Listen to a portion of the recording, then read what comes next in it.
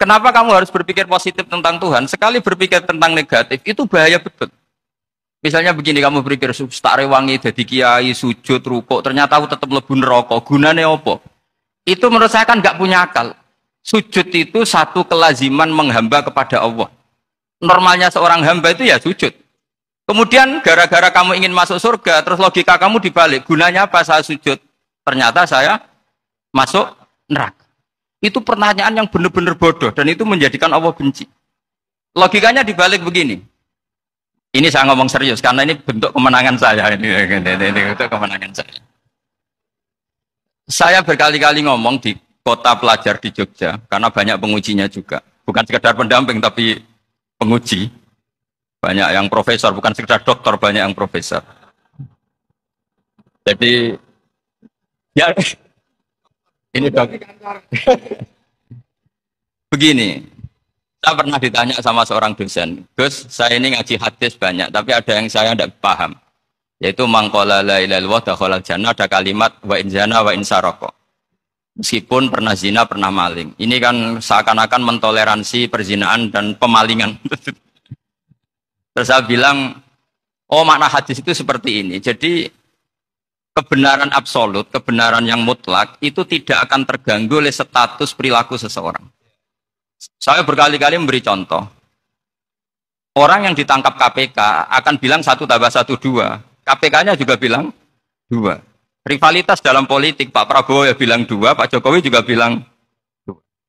Orang yang zaniyah, yang lonte pun akan bilang 2. Muftinya juga bilang 2. Ketua MUI-nya juga bilang 2. Artinya gini.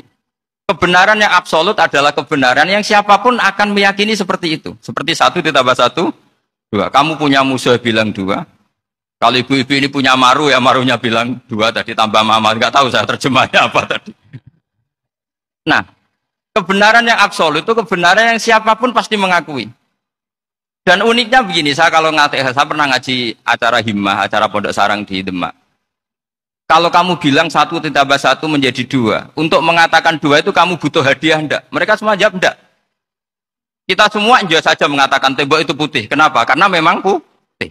Kita mengatakan 1 tambah 1 2 karena memang kita tanpa presentasi dapat hadiah, dapat penghormatan. Kenapa untuk mengatakan Allah itu Tuhan kita butuh surga? Memangnya kalau tidak ada surga Allah tidak jadi Tuhan? Ini problem orang soleh-soleh yang terlalu pesimis. Makanya nanti orang-orang soleh itu masuk surganya berat. Tapi kalau orang alim lebih gampang kira-kira seperti itu. Iya, karena kan imannya lebih bagus. Dalam hadis qudsi, Allah ini yang dibuli orang-orang soleh. Laulam akhluk jannatan wala naron alam akun ahlan an uto'ah. Dalam hadis qudsi. Kalau saja saya tidak menciptakan surga dan neraka, apa saya tidak jadi Tuhan yang perlu ditaati? Apa kalau kamu tidak saya kasih uang 1 juta terus bilang 1 tambah 1 11? Enggak kan? Tetap bilang berapa? 2. Kalau kebenaran absolut yang 1 tambah 1 kamu bilang 2 meskipun tanpa mendapat hadiah. Kenapa untuk bilang Allah Tuhan kamu butuh hadiah surga? Itu kan serai ikhlas belas. Makanya saya terus mengajarkan ikhlas. Ikhlas itu bisa dilatih dengan akal, dengan pikiran, bil ilmi lah. Harus dilatih. Nah di sini ini momen atau makna yang mestinya harus difahami wa inzana. Bahwa kalimat ini sah meskipun dilafatkan seorang yang pernah zina. Sama seperti 1 tambah 1 2 sah, diucapkan siapa saja sah. Dan siapapun akan mengucapkan itu secara ikhlas. Ini penting saya utarakan. Sehingga setelah ada firqah-firqah takfiri yang mengatakan orang megang keris itu syirik, ke kuburan syirik, ini syirik. Itu salah besar.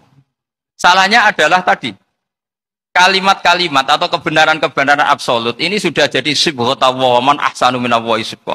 Kalimat ini begitu absolut di hatinya orang mukmin. Sehingga ketika terganggu oleh hal-hal yang adat istiadat kayak pegang keris, kayak apa, ini tidak mengganggu. Tetap kualitas iman ini di atas keyakinan adat membawa apa Kalau orang membawa keris menjadi syirik karena percaya sama makhluk. Orang misalnya kejawen kalau nggak bawa keris nggak nyaman.